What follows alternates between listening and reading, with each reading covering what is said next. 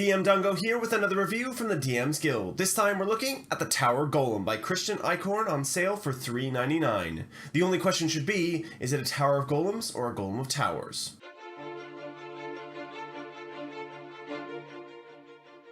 So, the Tower Golem. It's part of the Greenfields adventure series, the first of which being Ravenholm's Plight, which I reviewed an earlier version of a long time back, and the previous adventure that comes from this is the Soulmonger. Basically, it's a follow-on adventure. So if you like that, you'll be sure to fall in love with this. It carries on the story from the Soulmonger in the best possible way, though this can still be run without the Soulmonger with only a minor adjustment. The adventure itself is designed for 3 to 7 second to 4th level characters, though it has been optimized for a party of 5, with an average party level of 3. The Tower Golem is split into 6 parts, each presenting unique and interesting challenges both for the DM and player. Essentially, the players are tasked with, at the start, with scaling a tower and ousting the current owner of said tower, as it is attempting to be used for nefarious means. The tower itself is unusual in a lot of respect. In the first, that it's alive, and the second, that it has the extra-dimensional qualities to it, making the inside far larger than the outside and way more unusual. The adventure in total then is a fun romp through the multiverse while never leaving the comforts of the tower. What I liked about the Tower Golem, and there's a lot here, so it's going to take me some while to go through it, but let's get started. At the very beginning, there's a very nice subversion of expectations. Not every monstrous race is out for blood, some just want to go home. And that encounter involves some gnolls and some bugbears, and that encounter with the gnolls has a lot of interesting stuff going on with it if you choose to go the combat route. Reinforcements, possible environmental hazards, make it truly memorable.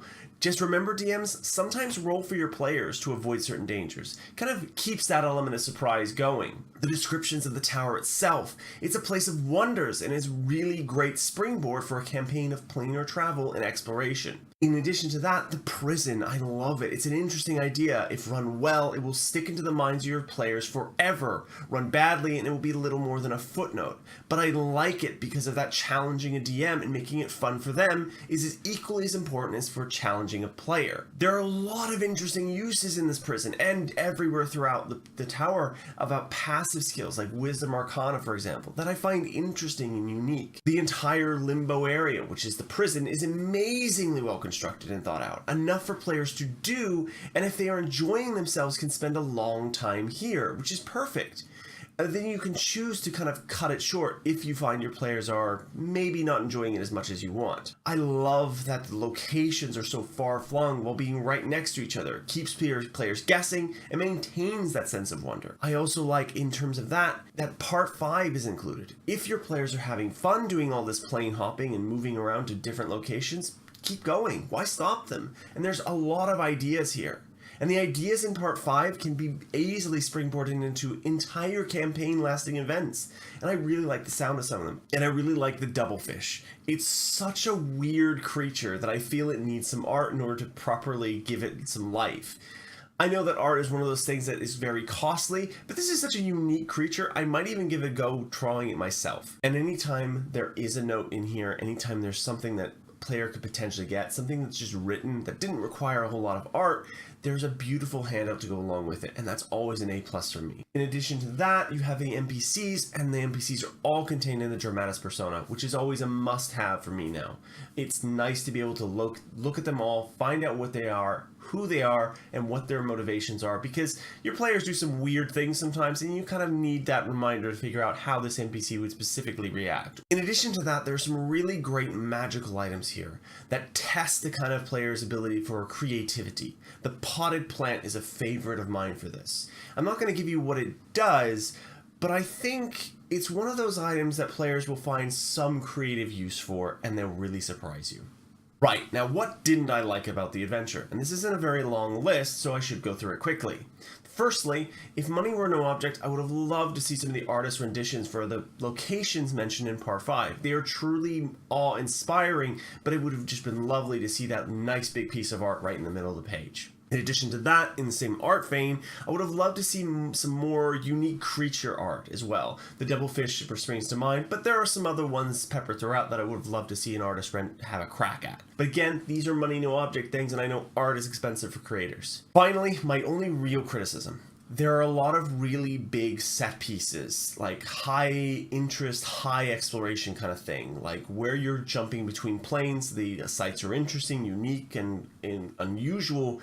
You might blow your budget very early in terms of engaging your players via creativity and unique locations. So be wary of that if you're not going to carry on a plane hopping style adventure. Right, on to my final thoughts and rating, and I'll be using my perk system as always, so PERC, so we start with combat for C. Combat is thoroughly well done. When it does occur, there are a lot of possibilities for inventive and creative applications of skills, abilities, and spells. That said, combat is not the focus here, and most fights can be avoided, which is always a welcome thought. You don't want to have to murder your whole way through with no other recourse. You want to have that flexibility, and it's nice that that's a choice. If you want to murder your hobo your way through, you can. That is definitely a choice you can make, and some groups might make that. But the combats are really interesting and engaging for those groups as well. So, 5 out of 5 for me. Roleplay is amazing from the get-go. You are talking to a sentient tower, then moving on to encounters with gnolls and bugbears. From there, performing plays for cranium rats as on the cards. Some really amazing opportunities for roleplay here, and I haven't even scratched the surface. 5 out of 5 here. Exploration is amazingly well done here. While the adventure is sort of on rails, there is so much to experience and do that players will finish this adventure feeling like they traveled the multiverse and be hungry for more, which is a great experience for them. It also has a multitude of choices to make along that path so that players don't feel bored or unengaged. They feel like they're in control of the journey, which is the big part of the exploration pillar. 5 out of 5 here. Polish.